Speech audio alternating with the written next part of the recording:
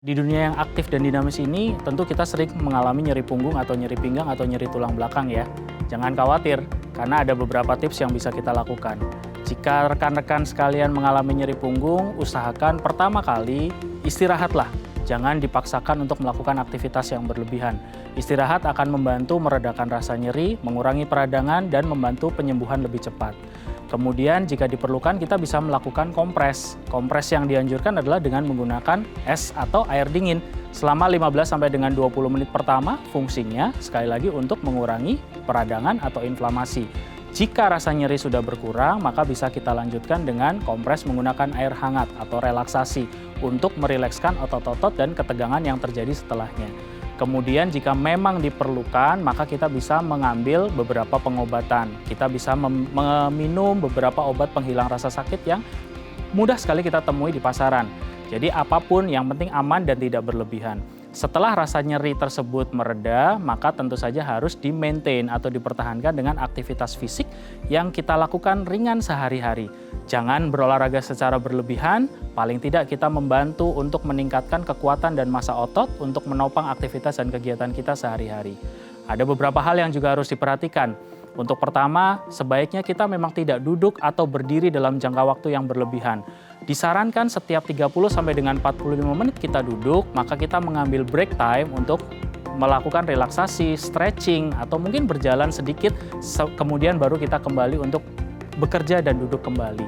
Kemudian jika menggunakan alas tidur, disarankan untuk yang tidak terlalu empuk ataupun tidak terlalu keras, karena akan membebani dari tulang belakang apabila tempat tidur kita terlalu keras ataupun terlalu empuk. Kemudian tentu saja yang seharusnya kita lakukan, kita harus terus melakukan dan menjaga aktivitas kita sehari-hari. Jangan lupa untuk berolahraga, ambil waktu sekitar 15 sampai dengan 30 menit, mungkin sehari sekali atau 2 hari sekali. Masih sangat disarankan untuk membantu kebugaran dan mengecilkan resiko terjadinya nyeri pinggang dan nyeri tulang belakang. Baik, Anda masih bersama kami di Bincang Sati dan kita masih membahas tema kita hari ini seputar nyeri punggung. Kalau Anda punya pertanyaan seputar tema kita hari ini, boleh ya tanya-tanya di 0212903244 atau di Instagram kami di @bincang_sati.tv. Kita masih bersama dengan Dr. Agustinus Budi Prasetyo, SPOT AFOK, dokter spesialis ortopedi dan traumatologi dari Primaya Hospital Depok. Oke dok, kita lanjut lagi ya. Nah dok, ini sebelum kita ngomongin nyerinya ya, ini tolong dok diluruskan ya. Orang tuh mungkin terminologi kayak punggung, pinggang, pinggul gitu ya. Sebelum kita ngomongin tema kita nyeri punggung, orang tuh bingung kayak punggung, pinggang, pinggul. Ini sebenarnya yang mana sama, beda ini terminologinya atau gimana sih dok gitu? Jadi sebenarnya kalau kita bicara soal punggung, mungkin kata yang lebih tepat adalah tulang belakang ya. Tulang belakang. Kalau tulang belakang secara anatomi manusia itu dibagi menjadi 5 segmen. Segmen pertama itu dimulai dari leher, disebut sebagai cervical. Nah, di situ ada 7 tulang cervical atau 7 segmen tulang leher. Kemudian untuk punggungnya sendiri di bagian bawah langsung nyambung dengan cervical itu kita sebut sebagai thoracal atau tulang punggung tadi itu. Itu ada 12 segmen tulang punggung. Kenapa disebut tulang punggung? Karena dia terikat langsung dengan tulang rusuk. Sehingga dia membentuk suatu kerangka yang membungkus rongga dada kita. Nah, itu adalah tulang punggung. Kemudian di bawah tulang punggung langsung nyambung juga disebut tulang pinggang atau term medisnya disebut sebagai lumbal. Ada 5 segmen lumbal atau 5 segmen tulang pinggang. Perbedaannya dengan tulang pinggang itu tidak diikat oleh tulang rusuk. Dan itu adalah bagian yang paling mobile dari tubuh kita. Jadi kalau misalnya kita mau geser kanan kiri, bungkuk depan belakang, itu yang bergerak adalah segmen lumbal atau segmen tulang pinggang. Kemudian di bawah dari segmen tulang pinggang ada segmen tulang panggul. Term medisnya disebut sebagai sakrum. Biasanya dia bersendi dengan namanya pelvis atau lingkar panggul. Nah, itu ada sekitar 5 segmen dari tulang sakrum. Kemudian di bawah dari tulang sakrum itu yang sudah pernah kita bahas ada tulang ekor. 4 segmen tulang ekor. Nah, secara keseluruhan itu membentuk tulang punggung dari tulang belakang, dari leher sampai ke tulang ekor. Dia langsung berhubungan dengan kepala atau tengkorak kita. Itu lumayan complicated ya dok ya. Lumayan. Ada beda-bedanya, terus ada segmen-segmennya gitu ya. Nah ini jadi orang agak bingung nih kadang-kadang ternyata punggung atau tulang belakang. Tapi kayaknya jarang orang bilang nyeri tulang belakang gitu ya, nyeri punggung biasa meskipun secara medisnya seperti itu gitu ya. Nah sekarang kalau nyeri punggung, nah ini kan punggung di bagian belakang berarti nyeri tulang belakang atau kondisi medisnya seperti apa? Sebenarnya kalau banyak orang yang bilang datang dengan keluhan nyeri punggung, tapi ternyata setelah dianamnesis atau diminta cerita lebih lanjut, ternyata areanya lebih ke sekitar pinggang. Jadi sebenarnya terminologi mana yang mau dipakai? Kalau memang punggung seperti yang tadi saya bilang, maka spesifik di torakal atau di tulang yang memang membentuk rongga dada, 12 segmen tadi. Cuma fact-nya adalah sebenarnya tulang punggung itu paling jarang menimbulkan rasa nyeri. Kenapa? Karena dia memang terikat oleh si tulang rusuk, cenderung tidak bergerak, cenderung tidak mobile, kecuali ada hal-hal luar biasa yang mempengaruhi strukturnya, maka baru dia bisa menimbulkan rasa sakit atau rasa nyeri. Justru sebenarnya terminologinya yang paling sering menimbulkan rasa sakit adalah bagian pinggang. Oh nyeri pinggang harusnya. Betul, karena orang sering gini-gini ya dok. Betul, karena tadi seperti yang saya bilang dia adalah bagian yang mobile. Dia bagian yang membuat kita bisa muter kanan kiri, bungkuk depan belakang. Nah seperti itu lebih ke, dan itu lebih men-trigger rasa nyeri, lebih men-trigger rasa sakit. Gitu. Jadi balik lagi nih sebenarnya terminologinya orang kan memang sering bilang aduh sakit belakang nih dok. Kadang sakit belakang, sakit punggung. Nah kita harus cari tahu nih sebenarnya area spesifiknya di mana. Oke, berarti kayaknya tema kita harusnya hari ini nyeri pinggang ya dok? Atau karena prevalensinya lebih banyak di pinggang atau gimana? Prevalensi paling banyak di pinggang. Untuk nyeri bagian belakang, nyeri tulang belakang paling besar adalah pinggang. Oh, berarti kayak kalau kita ngomongin nyeri punggung sama nyeri pinggang, ini dua kondisi yang berbeda berarti? Dua kondisi yang berbeda, betul. Penyebabnya cenderung berbeda biasanya. Kalau nyeri pinggang itu banyak yang karena degeneratif, bantalan sendi yang rusak misalnya, saraf kejepit misalnya. Bisa dirancu juga pinggang tadi dengan nyeri salah satunya dari ginjal, dari usus misalnya, dari saluran cerna dan lain-lain. Atau kalau pada wanita dari saluran reproduksi misalnya. Nah kalau di punggung, di tulang rongga dada tadi, termnya biasanya lebih karena misalnya gangguan paru-paru, gangguan jantung, infeksi di tulang belakang, patah tulang rusuk, nah seperti itu. Jadi etiologinya akan berbeda sebenarnya antara punggung dengan pinggang. Tapi bisa nyambung nggak sih dok? Dalam artinya kayak punggung bisa merembet ke pinggang ataupun sebaliknya pinggang bisa nyerembet ke punggung gitu? Bisa. Karena dipengaruhi oleh dua hal. Core muscle tadi yang kita bicarakan itu memang nyambung dari leher sampai ke bawah. Sehingga satu area inflamasi atau satu area peradangan bisa menjalar ke atas atau ke bawah.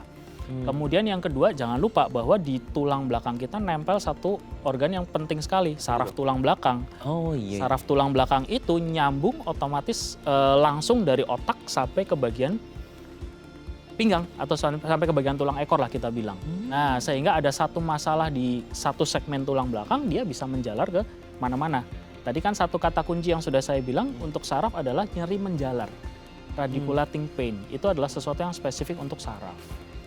Jadi bisa saja nyerinya sumber masalahnya misalnya di punggung, tapi kok yang saya rasakan bisa sampai ke pinggang misalnya. Atau problemnya di pinggang, tapi kok bisa saja nyerinya sampai ke punggung. Itu bisa terjadi. Oke. Jadi kalau dibilang tema kita hari nyeri punggung, bisa jadi nggak sih dok bahwa tadi dokter Budi sampaikan bisa jadi sebenarnya dia nyeri pinggang, tapi bisa ngomongnya jadi. Nyeri punggung gitu bisa ya? Jadi, betul. Oh, tapi biasanya nih entah dia nyeri punggung atau nyeri pinggang yang mungkin prevalensinya lebih banyak dibandingkan nyeri punggung yang tidak semobile pinggang gitu ya. Itu dia mostly faktor risikonya apa aja penyebab utamanya? Apakah gara-gara postural aja atau mungkin secara genetik atau mungkin ada karena angkat beban atau gimana dok? Oke, nah sekarang waktunya kita bahas etiologinya. Nah, kalau secara medis, tadi kan ada etiologi yang kita bilang secara simpelnya. Kalau secara medis kita etiologinya ada 5 penyebab utama. Penyebab utama adalah nomor 1 disebut sebagai diskogenik. Diskogenik itu adalah masalah di bantalan sendi tulang belakang. Bisa karena robek, bisa karena terlalu menonjol, bisa karena problem trauma misalnya. Itu yang menyebabkan nyeri di tulang belakang kita. Paling sering itu seperti itu. Dan ini yang terjadi karena mechanical stress. Postur yang salah, angkat beban yang terlalu berlebihan, itu biasanya terpengaruh adalah bantalan sendinya. Kemudian yang lainnya adalah neurogenik yang paling sering, saraf yang tadi kita bicarakan. Kata kuncinya tadi penjalarannya ya, karena saraf itu kan mempersarafi suatu tempat. Jadi misalnya kenapa kita bisa membedakan area sakitnya di punggung atau di pinggang, karena masing-masing segmen itu punya segmen yang spesifik. Misalnya tulang punggung ke-7 misalnya, dia spesifik mempersarafi ke area mana. tulang pinggang nomor 1, dia spesifik kemana. Nah itu kita bisa lakukan pemeriksaan. Jadi kita bisa tahu, oh ternyata problemnya di pinggang nomor 1. Ternyata problemnya di punggung nomor 12 misalnya, punggung nomor 10. Nah itu kita bisa tahu. Kemudian yang lanjutnya adalah viscerogenik. Viscerogenik itu yang tadi kita sebutkan sebagai salah satunya contohnya sakit ginjal. Kenapa bisa menyebabkan nyeri pinggang? Karena area ginjal itu kan memang area yang di belakang, posterior. Ketika dia mengalami inflamasi peradangan tadi, dia membengkak, dia menggelitik saraf tulang belakang. Akibatnya menyebabkan nyeri pinggang. Juga menyebabkan ketegangan dari otot-otot di belakang. Juga menyebabkan nyeri pinggang. Itu disebut sebagai viscerogenik. Kemudian ada yang disebut sebagai vaskulogenik. Vaskulogenik itu nyeri karena gangguan aliran pembuluh darah.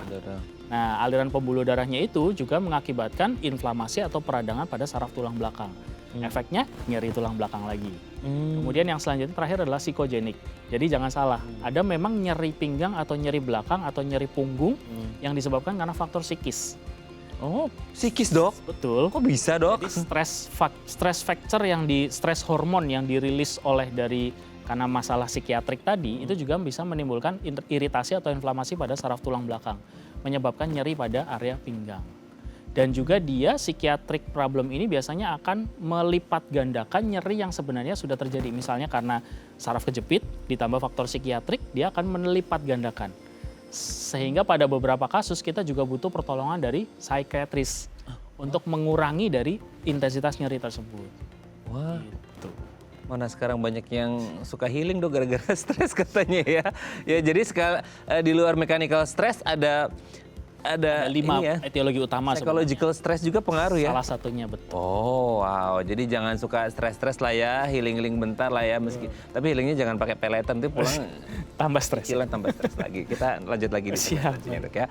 Oke pemirsa, kami akan kembali saat lagi kita bersama kami di Bincang Sehati.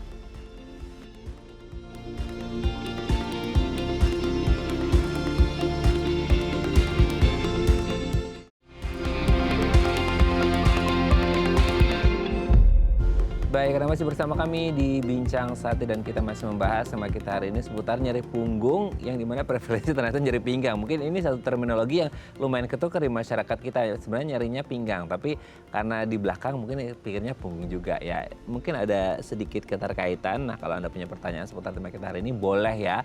Anda nyeri punggung, nyeri pinggang, boleh tanya-tanya di 021-290-3244 atau di Instagram kami di @bincangsehati.itv. Oke dok, tadi kan beberapa faktor risiko yang disebutkan. Tapi kalau untuk kayak case yang tadi ya, mungkin kayak jenis kelamin atau range usia tertentu. Maksudnya kayak, semakin lansia karena proses aging atau degeneratif sehingga mungkin di punggung atau pinggangnya lebih rentan karena ya proses penuaan gitu ya. Atau mungkin orang-orang dengan kongenital tadi ya, bawaan lahir, atau orang dengan kayak trauma, infeksi, ataupun tumor dan faktor-faktor risiko lain itu juga lebih berisiko. Atau mungkin orang-orang yang nggak tahu ya dok, kayak ini berhubungan atau enggak, yang ada masalah di pertulangannya ya, mungkin kayak ada OI gitu ya, atau yang lainnya itu bisa pengaruh nggak?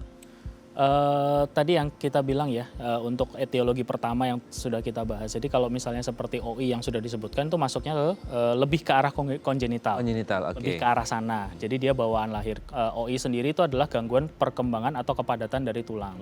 Tentu saja kalau tulangnya bermasalah, rawan atau kepadatannya berkurang, dia rawan terjadi patah. Nah patahnya sendiri sudah menyebabkan rasa sakit itu. Betul. Apalagi kalau misalnya di tulang belakang. Patah tulang belakang itu menyebabkan memang kita nggak bisa beraktivitas. Buat duduk, buat berdiri, buat jalan aja sakitnya luar biasa. Nah itu adalah satu problem yang lain. Kalau trauma tentu saja, misalnya kayak kita kecelakaan, jatuh dari ketinggian juga menyebabkan patah tulang, sendi tulang yang bergeser, itu juga akan menyebabkan nyeri tersendiri. Kemudian kalau infeksi khususnya pada bagian punggung dan tulang belakang, itu memang paling banyak kita bedakan menjadi spesifik dan non-spesifik. Spesifik karena kita daerah endemis di Indonesia, paling banyak penyebabnya adalah TBC. TBC tulang, orang bilang. Kemudian kalau non-spesifik ada jenis bakteri yang lain. Nah kalau pada infeksi sendiri, karena dia akan menggerogoti si tulang dan struktur di sekitar tulang tersebut, dan juga bisa jadi merusak dari sistem persarafan tulang belakang, maka itu juga akan menyebabkan nyeri yang tidak tertahan. Biasanya pada pasien-pasien seperti ini akan menyebabkan ketidakmampuan untuk beraktivitas. Nah, kalau pada pasien seperti ini memang secara tidak mau pasien akan bed rest total memang. Jadi tadi balik ke yang tadi ada bed rest total seperti tadi ya. Jadi kalau misalnya dengan infeksi seperti ini, maka memang pasien akan lebih nyaman dalam kondisi bed rest sampai proses penyembuhannya berjalan. Kalau untuk tumor itu atau onkologi, dia mekanismenya kurang lebih sama dengan infeksi tadi. Dia menggerogoti si tulangnya, kemudian dia merusak dari sistem persarafannya, kemudian menyebabkan nyeri yang sama. Nah kalau misalnya yang degeneratif, ini yang paling sering terjadi. Karena tidak mungkin kita tidak menua. Nah, mungkin term yang paling sering terdengar di masyarakat adalah pengapuran ya. Pengapuran. Pengapuran itu sebenarnya adalah term gampangnya dari degeneratif. Jadi paling banyak kan orang bilang pengapuran di sendi lutut. Nah, tulang belakang atau tulang punggung atau tulang pinggang juga bisa mengalami pengapuran. Jadi karena semua yang tadi saya bilang segmen-segmen tulang belakang itu saling berkaitan dengan namanya sendi. Sendi tulang belakang. Nah, tentu saja term pengapuran sendi juga terjadi pada sendi tulang belakang tersebut. Pergerakannya jadi tidak elastis lagi, bantalan sendinya jadi menurun kekuatannya. Bantalan sendi itu adalah area di antara kedua tulang belakang yang menopang supaya dia ibaratnya seperti shock breaker. Ibaratnya seperti menahan beban, ibaratnya seperti balon yang diisi air supaya dia membal, dia kenyal. Nah, otomatis dengan mekanisme kita dipakai sehari-hari atau kita bilang mekanisme wear and tear, maka semakin lama kita pakai, semakin bertambah usia kita, maka fungsinya akan menurun. Betul. Nah, itulah yang disebut sebagai degeneratif. Itu sesuatu yang tidak bisa kita cegah.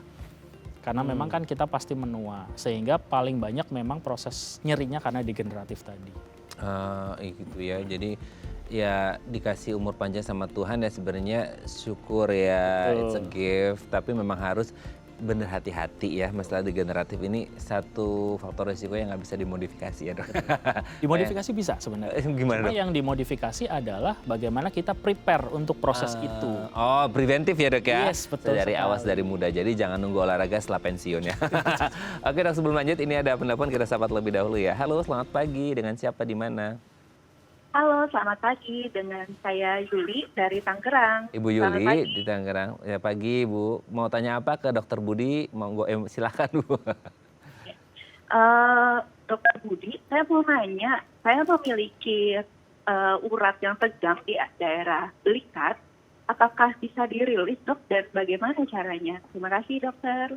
Terima kasih Mas Fahmi. Ada nyeri Bu atau gimana di urat belikatnya? Ini sebenarnya agak keluar out of the topic ya sebenarnya. Cuman nggak apa-apa. Di urat belikatnya kerasa apa Bu? Terasa tegang dan sakit, agak sedikit sakit rasanya. Sudah berapa lama kalau boleh tahu? Sekitar setahun. Wow. Ini Lumayan. karena ada kegiatan olahraga di bagian lengan dan tangan. Olahraga apa kalau boleh tahu? Angkat beban. Wow, keren Bu Yuli. Angkat beban. Dokter ada yang ditanyakan dok? Nyerinya lebih ke belikat depan atau belikat belakang Ibu? Ke belikat depan. Belakang. Belikat depan. Jadi di Belakang, sorry. Belakang. Oh, di bagian belakang. Baik, ya. Oke. Dokter ada yang ditanyakan lagi atau sudah jelas? Sementara begitu. Sudah. Oke, baik. Terima kasih Bu Yuli. Kita akan coba jawab ya. Ada urat belikatnya di bagian belakang ya. Gara-gara angkat berat. Hebat juga Bu Yuli. Angkat berat. Itu pengaruh ke beban beratnya gitu atau enggak dok? Atau gimana? Nah, sebenarnya ini masih term yang abu-abu ya. Jadi masih banyak etiologi penyebab nyerinya. Jadi bisa saja memang karena cedera otot karena olahraganya atau exercise berlebihannya. Jadi termnya apakah dia tadi bilangnya kan kejepit ya, urat kejepit atau apa ya tadi bilangnya? Nyeri di urat belikatnya Intinya kan apakah bisa dirilis atau tidak? dirilis atau enggak? Betul. Jadi kalau memang dia karena cedera berolahraga, maka bisa diperbaiki. Misalnya dengan fisioterapi, misalnya dengan exercise yang terkontrol itu bisa diperbaiki. Cuma memang kalau sesuai dengan topik kita yang sekarang, maka nyeri di area tulang belikat, otot di area tulang belikat itu nyambung atau nempel ke tulang belakang di area cervical dan upper thoracal. Jadi di area tulang leher dan area upper thoracal atau area tulang punggung bagian atas. Sehingga jika memang ada problem salah satunya di area cervical, misalnya saraf kejepit di area cervical, misalnya yang tadi kita bilang infeksi dan lain-lain di area cervical, maka itu bisa menimbulkan penjalaran hingga ke area otot belikat. Ada otot besar yang memang nempel dari tulang leher sampai ke area pundak, itu kita bilang sebagai sternocleidomastoideus, ada SCM di situ. Nah, itu adalah salah satu otot yang paling sering terdampak ketika ada sesuatu di tulang leher. Sehingga kalau memang misalnya problemnya balik lagi ke tulang leher, maka tentu saja yang diperbaiki harus lehernya. Dalam artian mungkin ibu ini sudah pernah mencoba berbagai cara untuk merilis rasa sakit di area belikatnya. Mungkin fokusnya adalah karena cedera olahraganya tadi misalnya. Jadi mungkin sudah pernah di akupunktur, sudah pernah di fisioterapi, sudah pernah minum obat oles dan lain sebagainya di area bahu, tapi kok nggak hilang-hilang. Betul. Nah, jadi kita harus cari apa nih penyebab lain dari ini. Tidak serta-merta karena aktivitas fisiknya saja. Siapa tahu problemnya bisa dari leher tadi atau tulang belakang tadi. Nah, itu yang harus kita cari tahu juga. Oke. Nah, karena kalau memang yang problem di lehernya tidak kita perbaiki, tentu saja keluhan itu tidak akan hilang. Tidak akan hilang total misalnya. Mungkin dengan pengobatan bisa hilang sementara terus nanti kambuh lagi. Betul. Karena memang etiologi penyebabnya belum ketemu gitu loh. Berarti masalahnya kerasnya di belikat, tapi mungkin bisa jadi Problemnya di tulang belakang, bisa jadi. itu ya. Jadi memang untuk olahraganya masih boleh lanjut enggak, Dok? Sekali lagi, untuk aktivitas fisik tetap boleh dilakukan terukur. Ya, jadi kalau ada sesuatu yang memang menimbulkan rasa sakit, chronic pain dan lain-lain, sebaiknya memang dikurangi dulu. Tapi bukan berarti nggak ngapa-ngapain ya. Iya. Mungkin lagi semangatnya Bu. Iya, lagi betul. olahraga Lagi ya. ikut hype-nya. Hype-nya ya. FOMO olahraga sih nggak apa-apa ya, Dok ya, karena sehat. Tapi jangan sampai berlebihan juga, jangan jadi excessive workout ya. Semoga bisa menjawab pertanyaan Bu Yuli dan semoga sehat selalu ya. Dekat kok sama dokter ya, jadi mungkin bisa ke rumah sakitnya gitu ya. Oke, Dok, nanti kita lanjut lagi ya di Baik, segmen siap. selanjutnya ya. Oke, pemirsa, kami akan kembali saat lagi bersama kami di Bincang Sehati.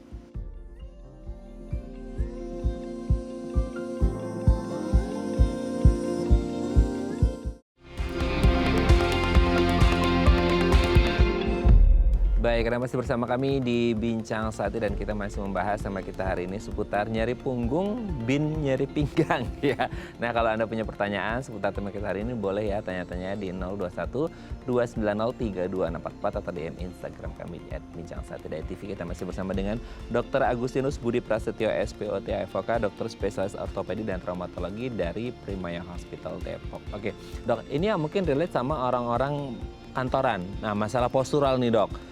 Itu seberapa pengaruh sih orang-orang dengan, kan harus ngerti ya, kayak Dok saya back office nih Dok gitu, ini jadi bahaya nggak? Perlu nggak kayak yang, nggak tahu Dok, ada yang apa sih kayak di belakang kursi itu yang harus gitu itu gimana? Support namanya. Nah itu ya, ini gimana Dok? Kalau boleh ngomong sejarah dulu ya. Boleh Dok. Jadi sebenarnya kenapa manusia disebut sebagai makhluk bipedal? Kan manusia disebut sebagai makhluk bipedal karena kita berjalan dengan dua kaki. Dan secara evolusi, bahwa Charles Darwin juga pernah bilang, kita tidak pernah dirancang untuk duduk.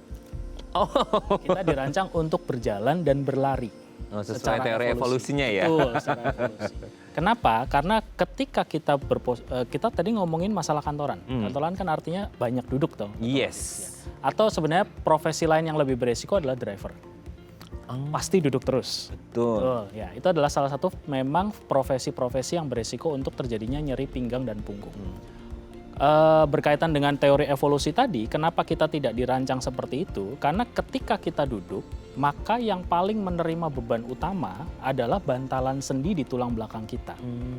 Ya, tulang duduk kita itu sebenarnya ada mekanisme tripodnya, ada mekanisme 3 penumpunya. Jadi 2 tulang panggul, pelvis, kemudian yang satu adalah tulang ekor. Tulang ekor itu untuk menumpu kita duduk, tentu saja kan tadi kita bilang dia meneruskan sampai ke atas ya. Jadi satu kesatuan. Iya. Sehingga ketika tulang ekor menerima mechanical stress, maka dia akan diteruskan ke atas. Yang menerima tadi adalah si shock breaker-nya tadi, si bantalan sendinya. Sehingga semakin lama kita duduk, maka si bantalan sendi itu akan menerima beban yang semakin bertambah berkali-kali lipat. Balik ke mekanisme wear and tear tadi. Semakin menerima mechanical stress, semakin gampang dia rusak. Yang terjadi adalah robeknya misalnya bantalan sendi. Robek bantalan sendi mengakibatkan balik lagi ke pengapuran tadi, ke proses degeneratif tadi. Sehingga itu adalah salah satu pemicu utama nyeri pinggang dan nyeri punggung. Kemudian yang kedua, kita sebenarnya sudah bahas juga. Ketika kita duduk, maka core muscle kita di bagian pinggang dan punggung itu mengalami fase relaksasi. Sekali lagi, ketika prolong relaksasi atau prolong Kelamaan ya, istirahat, maka tidak ada fase kontraksi, tidak ada energi dan ATP yang masuk ke situ. Sehingga mekanisme penopang tubuh kita menurun. Sekali lagi balik kembali adalah ke mechanical stress tulang belakang yang meningkat karena penopangnya istirahat. Otot penopangnya kan istirahat, sehingga kekuatan tulang belakang menjadi satu-satunya kekuatan untuk menopang ketika kita duduk. Force-nya besar sekali di situ. Proses wear and tear-nya jalan lebih berkali-kali lipat. Kemudian ada faktor yang lain. Ketika kita duduk, tulang paha ini kan pasti melipat ya. Iya. Pasti melipat kan, Betul. tidak ada kita duduk sambil selonjor gitu kan. Tidak ada. Iya, benar. Jadi ketika tulang paha ini melipat, ada bagian yang di belakang disebut sebagai hip flexor muscle atau otot flexor di bagian femur tertekuk, mengakibatkan dia namanya fleksi, mengakibatkan dia memendek ototnya, menarik bagian pelvis, menarik tulang belakang. Sementara di bagian tulang belakang, di bagian pelvis ini ada saraf juga, namanya saraf siatik. Sehingga jika kita terlalu banyak duduk, maka si saraf siatik itu akan tertekan, akan terjepit. Mekanisme lagi untuk nyeri tulang belakang dan tulang pinggang. Jadi ada beragam mekanisme yang terjadi ketika kita prolong duduk, prolong sitting. Apalagi kalau dilakukan bertahun-tahun, berjam-jam setiap hari. Nah, dihitung aja tuh mechanical stress-nya berapa kali berapa gitu. Mechanical stress, tanggal tua stres, stres psikisnya juga tadi ya dok Psikologik ya? stres. Oke dok, sebelum lanjut ini ada DM Instagram saya bacakan ya. Ini dari Pak Billy. Ini saya nggak mau terlalu naik nanti ada mechanical stress dok, saya baca dulu ya. Dok, apa tidur dengan alas tipis dan nggak terlalu empuk kayak busa gitu dalam jangka waktu lama tahunan, lebih dari 5 tahun bisa mengakibatkan sakit punggung atau pinggang? Oh, tipis nggak terlalu empuk, ini anak kosan apa gimana? Gimana ini dok? Baik, Alas tidur pengaruh dok? alas tidur pengaruh sebenarnya. Oke. Justru kalau misalnya pada orang-orang yang memang punya kelainan atau penyakit tulang belakang atau saraf kejepit dan lain-lain, justru lebih dianjurkan untuk alas tidur yang tidak terlalu empuk. Oh gitu. Betul, kenapa? Karena kalau alas tidur yang terlalu empuk, maka akan terjadi pergerakan berlebih selama kita tidur di tulang belakang. Oh. Itu akan menyebabkan nyeri, malah nggak bisa istirahat. Kalau memang modalnya pasien atau orang tersebut sudah punya keluhan di tulang belakang, sudah punya saraf kejepit dan lain-lain. Makanya kita tidak menyebut merek ya, tapi kasur-kasur ortopedik atau alas tidur ortopedik dirancang dia lebih firm, lebih kuat, lebih stabil supaya tidak menimbulkan, tidak men-trigger rasa sakit. Nah, tapi kalau misalnya memang modalnya tidak punya keluhan di tulang belakang, tidak punya keluhan sakit penyakit di tulang belakang, kalau penyebab nyerinya lebih karena pressure. Jadi kalau misalnya kita tidur di tempat yang keras secara terus-menerus berulang-berulang, maka akan terjadi pressure pada area-area tulang belakang, pada ototnya, pada area tulang-tulangnya. Apalagi mohon maaf kalau orangnya kurus, pressure-nya bisa mengakibatkan rasa nyeri akibat dari tekanan alas yang keras itu saja. Jadi sebenarnya tidak akan mempengaruhi apakah akan mengakibatkan dia di kemudian hari nyeri pinggang atau tidak. Ya tentu saja kalau terus-menerus tidur di tempat keras ya tentu saja sakit 5 semua tahun badannya. tuh katanya Pak Billy ya. Ya tentu saja akan seperti itu. Tapi memang lebih dianjurkan untuk orang yang dengan keluhan nyeri pinggang pada awalnya untuk memakai alas tidur yang lebih firm. Lebih firm ya, jadi nggak terlalu bahasa Jermannya itu ndelesep gitu Ndelesep, ya dok. gitu ya, nggak perlu terlalu ndelesep, nggak perlu terlalu keras juga yang lumayan firm aja ya gitu ya. Semoga bisa menjawab pertanyaan Pak Billy dan semoga sehat selalu ya. Oke dok, nanti kita lanjut lagi ya di segmen terakhir ya. Oke pemirsa, kami akan kembali saat lagi, kita bersama kami di Bincang Saat.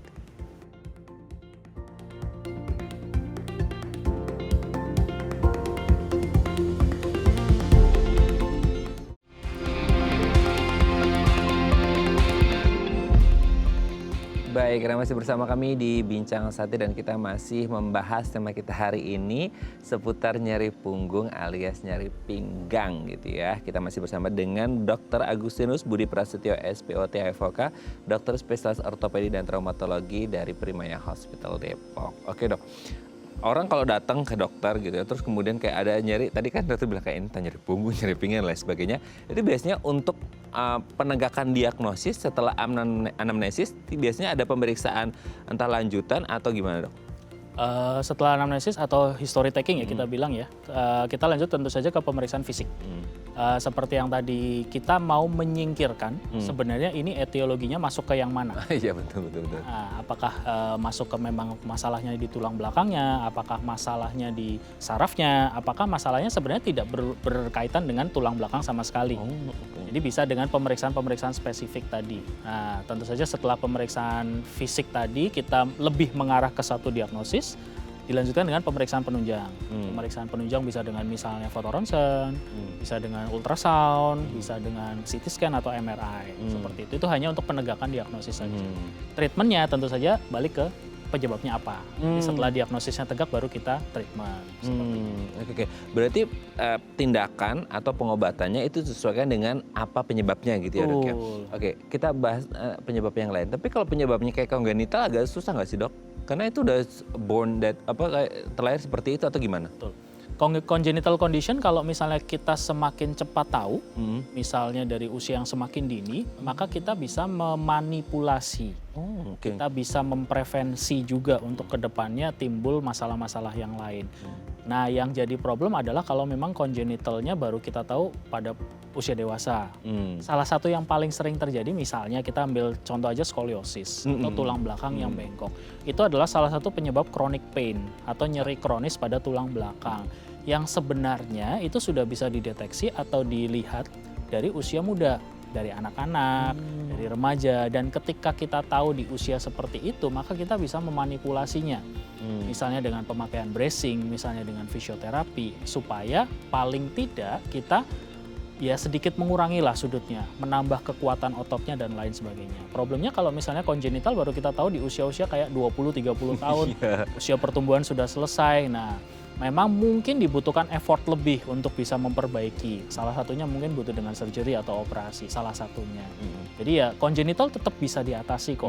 Nah, tapi dengan catatan ya kita sebagai orang tua juga harus aware sama anak-anak kita. Kalau memang kita ngerasa kok ini ada sesuatu yang tidak beres, jangan dipendem-pendem aja, periksain aja gitu. Gitu. Oke, dok. Oke, sekarang tindakan nih. Misal orang ini harus operatif bu, pak gitu. Tapi orang ketakutan, dok kalau di belakang takut ada saraf tulang belakang dok gitu segala macam. Itu kan beberapa ketakutan yang mungkin dirasakan sama orang itu gimana dok? Ya secara prinsip ilmu kedokteran juga kita akan selalu bilang bahwa treatment kita mulai dari non operatif ya. Kita mulai dari yang simple, dari pengobatan, dari fisioterapi, dari bahkan mungkin saat ini ada tren injeksi, ada tren ablasi dan lain sebagainya. Kita bisa memulai dengan treatment seperti itu. Cuma memang kalaupun dibutuhkan operasi atau surgery juga sekarang tekniknya sudah banyak perkembangan. Teknik minimal invasif misalnya, teknik yang tidak perlu sayatan besar, pemulihannya cepat, nah misalnya seperti itu. Tapi poin utama yang mau saya bilang adalah tidak semua nyeri tulang belakang itu harus dioperasi. Betul. Jadi bahkan ada yang bisa bertahan hingga usia tua tanpa operasi. Dengan gaya hidup yang sehat, dengan exercise yang bagus, menjaga pola makan dan berat badan misalnya seperti itu. Jadi benar-benar aware dengan kondisi yang men-trigger rasa sakitnya, maka itu bisa dikendalikan. Dia bisa rekurensi nggak sih dok? Misal entah modifikasi gaya hidup ataupun operatif atau non operatif? Oke, sebagai manusia tentu kita kondisi tubuh tidak mungkin di atas terus ya. Kadang ada kondisi yang ketika ya kita sakit misalnya dan lain sebagainya. Ketika kondisi tubuh turun tentu saja bisa men-trigger rasa sakit. Tapi kan tentu saja bisa diatasi ya. Maksudnya kita bisa kendalikan lah seperti itu. Oke, jadi memang harus tindakan preventif. Kalau sudah tahu kira-kira ada faktor risiko ini harus dihindari gitu ya. Ataupun kayak ini congenital, orang tua udah paham harus dari anak-anak jangan nonton nanti. Kadang-kadang orang tua kayak kecil masih kasihan dok, masih kecil nanti malah kebablasan ya dok ya. Oke, terima kasih dok, hari ini kita kayaknya relate banget nih sama anak-anak office ya. Budak-budak korporat yang mungkin banyak duduk gitu ya. Ini juga relate banget, semoga tidak mengalami nyeri punggung atau nyeri pinggang. Terima kasih dok.